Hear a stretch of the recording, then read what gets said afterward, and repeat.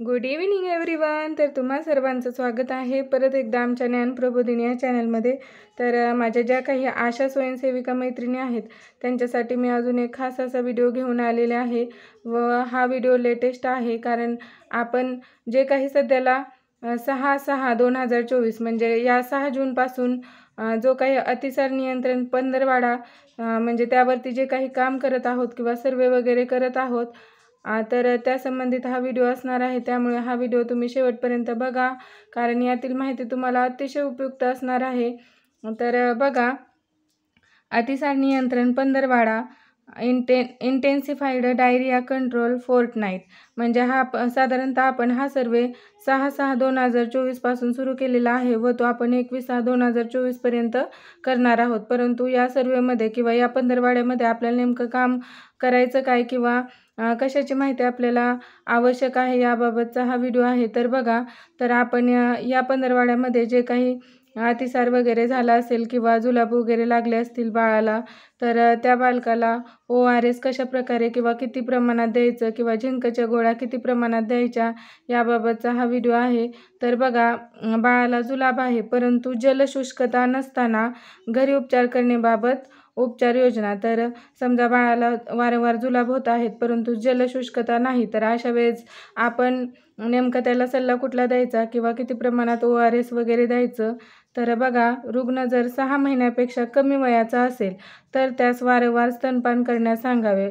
म्हणजे बाळ जर ते 6 महिन्यापेक्षा लहान असेल तर त्याला जर जुलाब वगैरे होत असतील परंतु जलशुष्कता नसेल तर त्याला वारंवार स्तनपान करण्यास सांगायचं आहे. त्याचबरोबर दूध, लिंबू पाणी, भाताची पेज, वरण, भाज्यांचे सूप, नारळ पाणी यासारखे पदार्थ द्यायला देखील सांगायचे आहेत. त्याचबरोबर ORS किंवा क्षारसंजीवनी देण्यास सांगायचं आहे. तर हे ORS किंवा क्षारसंजीवनी किती प्रमाणात द्यायला सांगायचं हे अतिशय महत्त्वाचं आहे व याचं प्रात्यक्षिक आपण एका डोसचं प्रात्यक्षिक आपण त्या बालकाच्या आईला किंवा जे काही बाळाला सांभाळ वगैरे करत असेल त्यांना हे सांगायचं आहे व एकदा हा डोस देऊन देखील त्यांना दाखवायचा आहे. तर बघा, बाळ जर 0 ते 2 महिन्याचं असेल तर प्रत्येक पातळ शौचानंतर त्याला 5 छोटे चमचे हे ORSचं द्रावण आपण देणार आहोत, की जे द्रावण आपण तयार करायचं कसं हे या अगोदरच्या व्हिडिओमध्ये पाहिलं आहे. तर त्यानंतर बघा, बाळ जर 2 महिने ते 2 वर्षाचं असेल तर प्रत्येक पातळ शौचानंतर आपण त्याला 50 ते 100 मिली म्हणजे जवळजवळ पाव ते अर्धा ग्लास हे ORSचं द्रावण पाजणार आहोत. आणि समजा जर बाळ 2 वर्षापेक्षा अधिक व 10 वर्षापर्यंतचं असेल तर प्रत्येक पातळ शौचानंतर आपण त्याला अर्धा ते 1 ग्लास म्हणजे 100 ते 200 मिली इतकं द्रावण देण्यास सांगायचं आहे.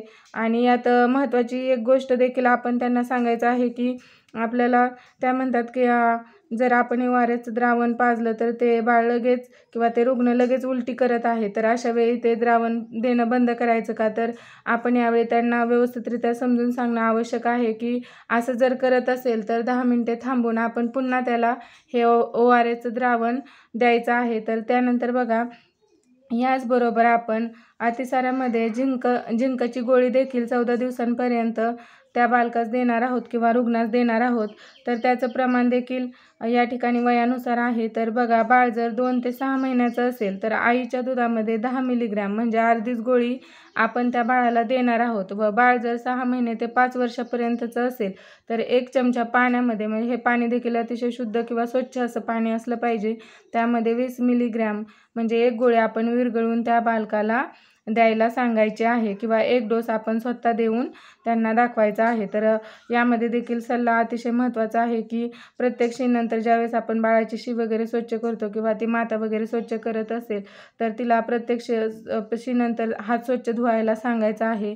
बाळ जर कुपोषित असेल किंवा जास्त आजारी असेल किंवा स्तनपान करू शकत नसेल किंवा जुलाबात रक्त वगैरे पडत असेल किंवा ताप अधिक असेल तर आपण त्यांना डायरेक्ट त्यांना दवाखान्यात जाण्याचा किंवा आरोग्य केंद्रामध्ये जाण्याचा सल्ला द्यायचा आहे. तर अशा प्रकारे अतिसार नियंत्रण पंधरवाड्यामध्ये ORSचं प्रमाण किती प्रमाणात आपण त्यांना ORSचं द्रावण किंवा क्षारसंजीवनीचं जे द्रावण आपण तयार केलं आहे ते कसं पाजायचं हे देखील या ठिकाणी प्रमाण आपण व्यवस्थितरित्या समजून घ्यायचं आहे व आपल्या कार्यक्षेत्रात प्रत्यक्ष हा सर्वे किंवा कार्य करताना ते त्या प्रमाणात ते द्रावण द्यायचं आहे. त्यानंतर झिंकच्या गोळीचं प्रमाण देखील या ठिकाणी दिलेलं आहे.